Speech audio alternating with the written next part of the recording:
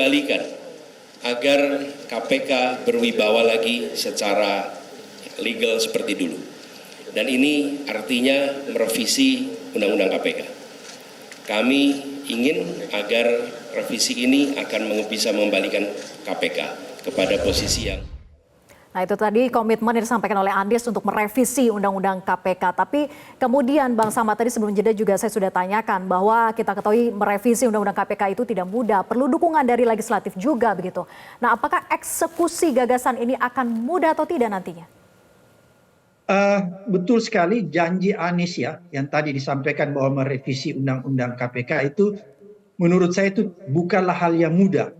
Kenapa saya katakan bukanlah hal yang mudah? Karena kita tahu bersama bahwa semua partai politik, baik yang mendukung Anies maupun yang ada di Paslon 2 dan Paslon 3, adalah partai politik yang selama ini mendukung atau melakukan revisi Undang-Undang KPK sebelumnya, yaitu Undang-Undang tahun 2019 yang dihasilkan, dan itu adalah melemahkan KPK. Jadi persoalannya bahwa apa yang disampaikan Anies itu tidak akan mungkin, karena kita tahu bahwa partai-partai politik yang mendukung Anies maupun paslon lainnya adalah partai politik yang turut merevisi undang-undang lama KPK, yang sekarang kita tahu betul bahwa hasil revisi itu justru melemahkan KPK dan menurunkan standar etik KPK. Jadi ini tidak mudah menurut saya.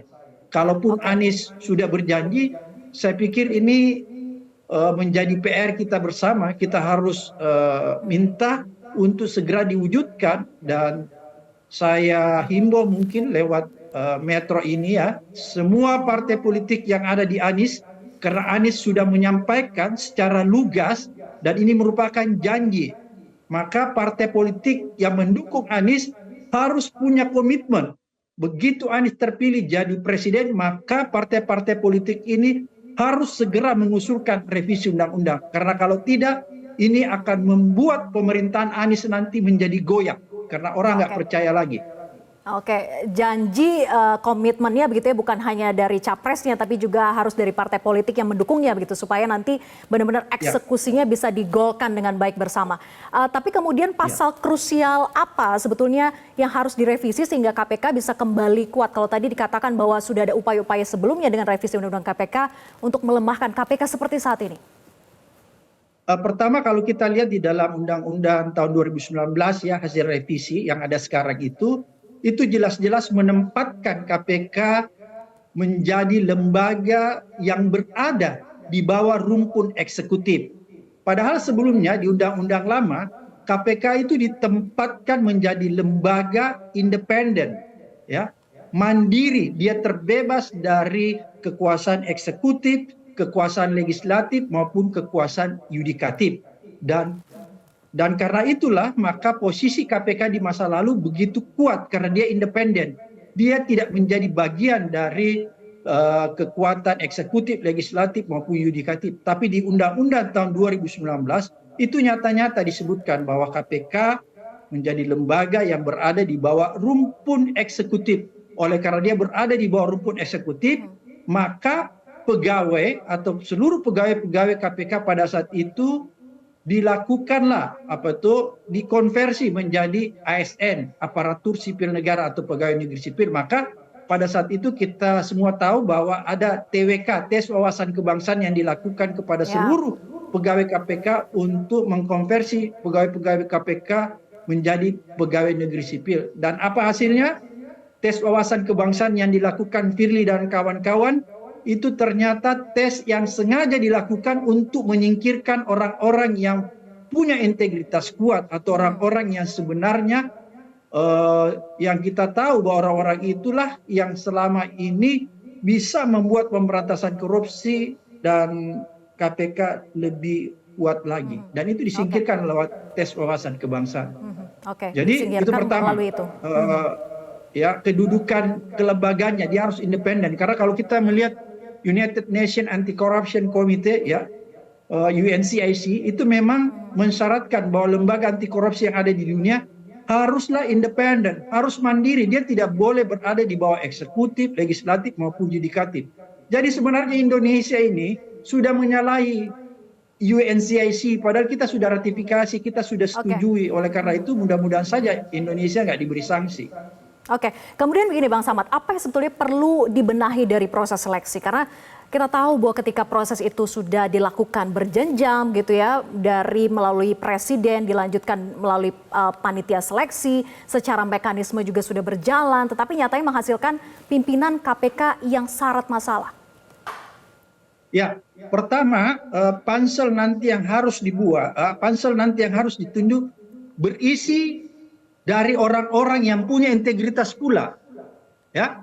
Kemudian yang kedua, standar etik, standar moral ya, untuk calon komisioner KPK haruslah punya standar etik atau standar moral di atas rata-rata yang di masa lalu itu memang kriterianya seperti itu. Tapi ketika Firly dan kawan-kawan ya yang periode ini itu standar etik, standar moralnya itu diturunkan, kriteria standar etik, standar moralnya diturunkan sehingga terpilihlah Firly, Alex, Nurul Gufron, ya, Tanak, karena memang standar etik dan standar moralnya itu diturunkan.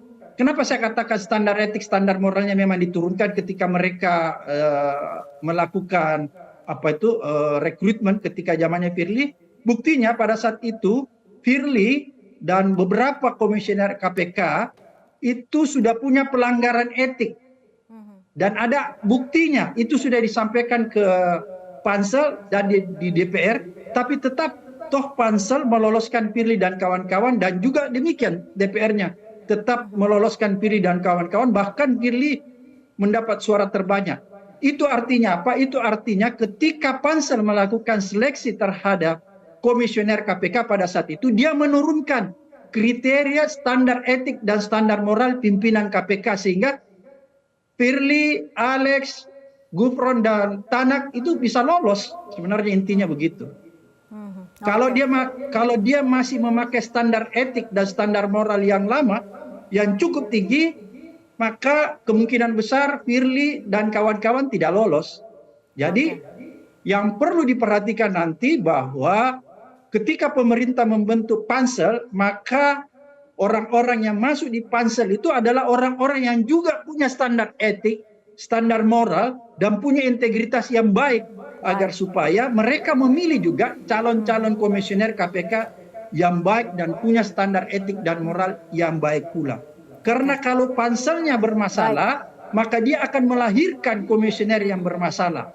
Oleh karena itu kalau kita tidak mau melahirkan komisioner bermasalah, maka panselnya itu harus diperkuat dengan orang-orang yang berintegritas, orang-orang yang bermoral, dan orang-orang yang punya standar etik yang bagus pula. Jangan seperti kemarin. Kalau seperti kemarin, percuma ada pansel, percuma kita melakukan rekrutmen komisioner KPK. Karena apa? Kita akan menghasilkan lagi orang-orang yang seperti Firly. Banyak hal yang perlu dibenahi, termasuk tadi juga seleksi panselnya begitu ya, harus punya standar etika yang tinggi agar betul-betul menghasilkan mereka komisioner pimpinan KPK yang memang juga berintegritas tinggi dan tentunya untuk bisa mengembalikan marwah KPK. Terima kasih Bang Abraham Samad sudah bergabung bersama kami di Prime Time News. Selamat malam.